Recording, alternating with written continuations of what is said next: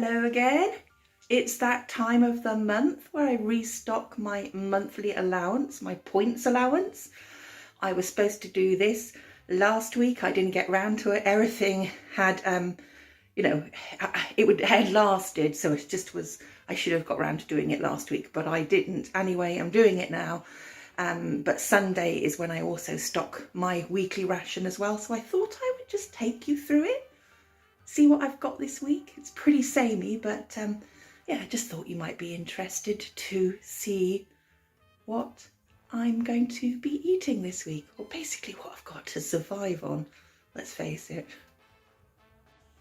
So if I look at my weekly allowance, of course this fluctuated, but I'm going at sort of a fairly minimum allowance. And as you can see here, I would, if I was a meat eater, I would be allowed 4 ounces of bacon, and then you've got your meat allowance and everything. So I just thought I'd take you through what I have.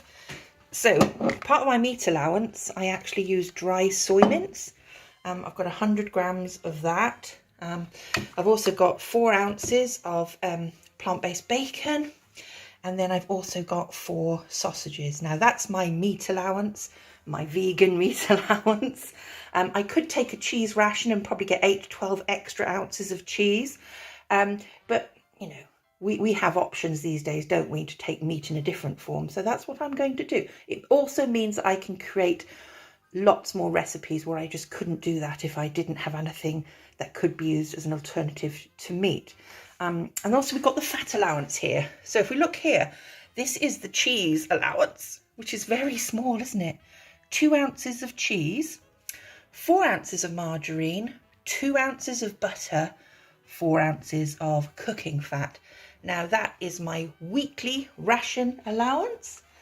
I'm going to buy oat milk this week. I'm also taking 8 ounces of sugar. Now last month, I did 8 ounces of sugar and it lasted me a month instead of a week. So yeah, so it's time to restock on that. Tea will be 2 ounces. I'm not doing loose leaf this time because I've run out basically. So I'm doing tea bags. That's about 20 tea bags. Anyway, I will take you in my cupboard and you can see what I've got. Yeah, here we go. As always, oats. Use them for everything.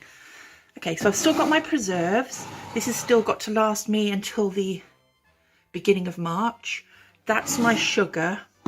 I also noticed that raisins are a lot less in points than sultanas or currants. So sultanas or currants, what I've been looking at is 8 ounces. 8 points.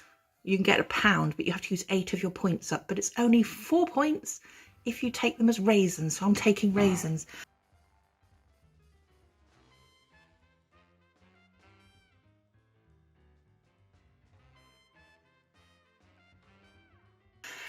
This month for my points allowance, I'm going to have kidney beans instead of lentils. Now I've had these on my sideboard for quite a long time, so I really needed to use them up. So anyway, 2 points I think for that, isn't it? 2 points and you get £1 of dried beans. Baked beans, off the top of my head, I think that's 4 points. I'm only taking 1 can. I had 2 cans last month, but I'm taking 1 can this month. I may buy another can because I haven't used 6 points of my 16-point allowance. So I may come back and buy another can of baked beans, but I don't know yet. So yeah, there's the tea. Like I said, that's 20 bags of tea. You'd have 2 ounces of loose leaf tea. But I've got a box of loose leaf in there, but it's just, there's hardly anything, there's just dregs. I've still got my golden syrup is hanging in there. I haven't used my bird's custard yet. I've got some flour. I've got some more tea there, which, you know, I take my tea bags from and I put it in the jar. Marmite's still going strong. We've still got Bisto. Yeah, a bit of oatmeal. So things are looking fine. It's always nice, isn't it, to replenish the stocks. Just feels like you can have that little bit extra and splash out a bit, but you've got to be careful. There's just some of my crockery. And yeah, so again, I put conversion charts on here, which is really helpful. And then there is that download on 1940'sexperiment.com, which is basically a basic introduction into World War II rations and the point system, just to help you along if you wanted to give it a try just for yourself, or maybe you want to do a bit of a living history experiment with your kids as part of their national curriculum or their syllabus. This is always handy. There's a number of really good websites out there anyway that do all sorts of things that will help you out. But yeah, that's me for this week and my points for this month.